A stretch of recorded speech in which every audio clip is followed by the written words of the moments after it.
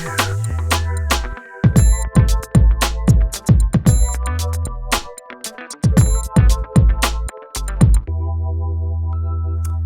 welcome to Trade Secrets.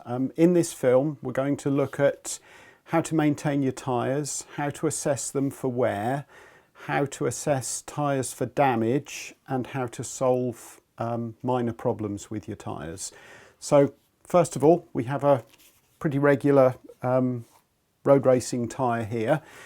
The most important thing is to make sure that the tyre's up to pressure. Over my 15 years or so in the cycle trade, I've seen many bikes presented to me with the tyres at maybe 20 or 30 psi because the customer hasn't realised that tyres go down of their own accord. So you should be checking your tyre pressures weekly and go by the pressure recommendation, which is marked on the sidewall of every tyre.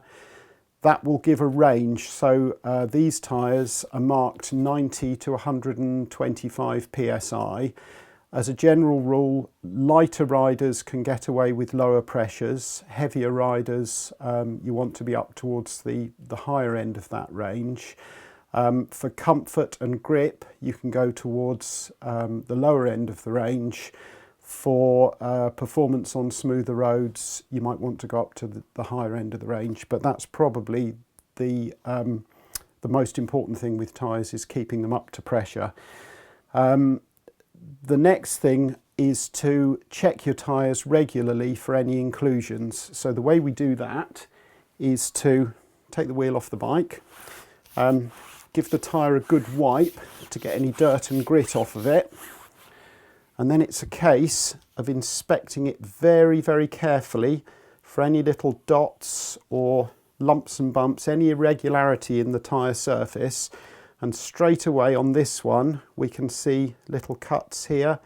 We can see little dots that look like maybe thorns or bits of flint that have worked their way into the tread of the tyre. So to deal with those, we will let some pressure out. We want to let the tyre down until it's almost flat.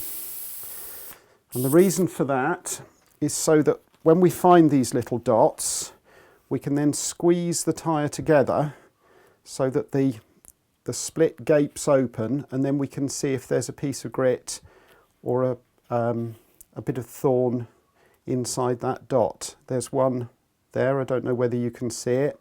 There's a little tiny slit in the rubber of the tread, and there's something in it. So what we need to do is take a spike, squeeze the tyre together and just flick that out, and there we are, it's gone. So that was a tiny bit of flint or gravel from the road surface. Keep going round. There's another one, there's a really obvious one. Flick that out. And left to their own devices, these things can work into the through the carcass of the tyre and cause a puncture later on. There's quite a big split. There was a bit of grit in there. And as you can see, it's all the way around the tyre. We're finding lots and lots of these, so this is really worth doing. You might want to do this once a month. There's quite a big split. That had a stone in it, that's come out. There's another one.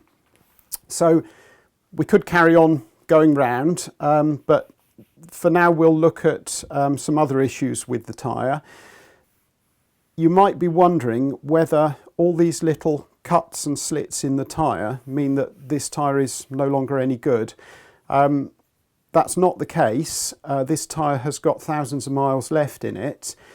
The rule to remember with the tyre coming to the end of its life really is that if the carcass of the tyre is compromised, you need to get rid of it.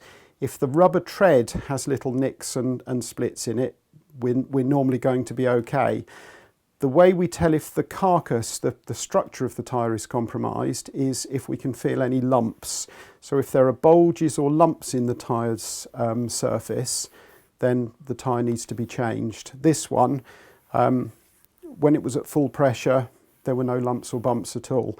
And even in some of these bigger cuts, if we can see the carcass of the tyre through the rubber, that's not too much of a problem. So this tyre's good. We'll just carry on going round, flicking the bits out, and this tyre will be good to go for another month. As far as wear is concerned, that can be quite difficult to judge because a lot of modern tyres don't have any tread at all. But what we're looking for with wear is that the tyre still retains its rounded shape and that it hasn't squared off.